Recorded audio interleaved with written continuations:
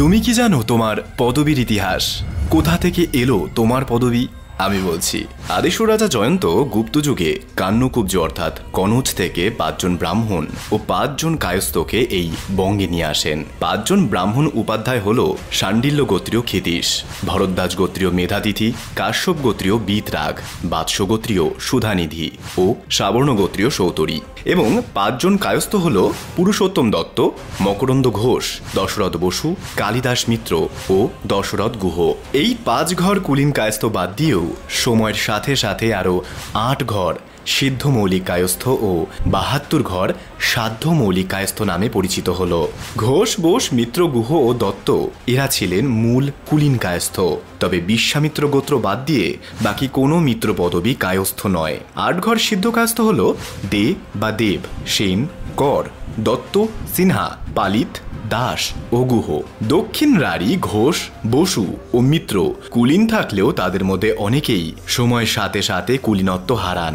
বাকি 72 ঘর সৌকালীন কায়স্থদের মধ্যে যেমন চাকি, দস্তিদার, দেব, দে, আইচ, হোর, সোম, পিল, রুদ্র, ভঞ্জ, শান, খেম, দণ্ড, কিরণ, হোম, গুণ, বিষ্ণু, সুর, নাহা, বল, লোধ, কুণ্ডা, যদিও এটা কুণ্ডু নয়, নাথক, ভোজ আরও অনেক বঙ্গের বিভিন্ন স্থানে ছড়িয়েছিল।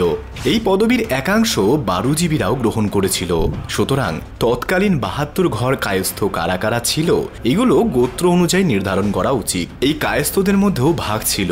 যখন তারা কুলীনত্ব হারাতো তখন তারা সাধারণ কায়স্থে পরিণত হতো। এমনিতে কায়স্থদের মধ্যে 6টি ভাগ ছিল: কুলীন, কুলজ, বংশজ, মদাল্য, মহাপাত্র ও সাধারণ। একসময় এইসব কুলীনরা তাদের কুলীনত্ব একে একে হারাতে থাকে। যেমন 1300 শতাব্দীর শুরুতে কোনো মিত্রই আর কুলীন থাকে না। ঘোষ, বোস, গুহ এরা অনেকেই তাদের কুলীনত্ব হারায়। তখন প্রায়শ্চিত্ত বিধান করে আবার জাতে ওঠার চেষ্টা করে শুধু বংশজ পর্যন্ত স্থায়ী হলে বেশিরভাগ মদাল্য কুলীন কায়স্থ স্বেচ্ছায় মহাপাত্র উপাধি গ্রহণ করেন। তবে বিশ্বাস, সরকার, ভৌমিক, মজুমদার, বক্সি, মুন্সি, রায়, চৌধুরী এগুলো সবটাই কায়স্থদের মুঘল যুগে দেয়া উপাধি। এমনকি 72 ঘর কায়স্থদেরও এই উপাধি দেয়ায় তাদের আগের পদবী আজ লুপ্তপ্রায়। এই 72 ঘর কায়স্থদের মধ্যে সব সুর, আইচ, সোম, কর এরা কায়স্থ নয়। বারুজীবী বলা ভালো, বঙ্গের আদিবাসিন্দারাও এই সব পদবী গ্রহণ করেছিল।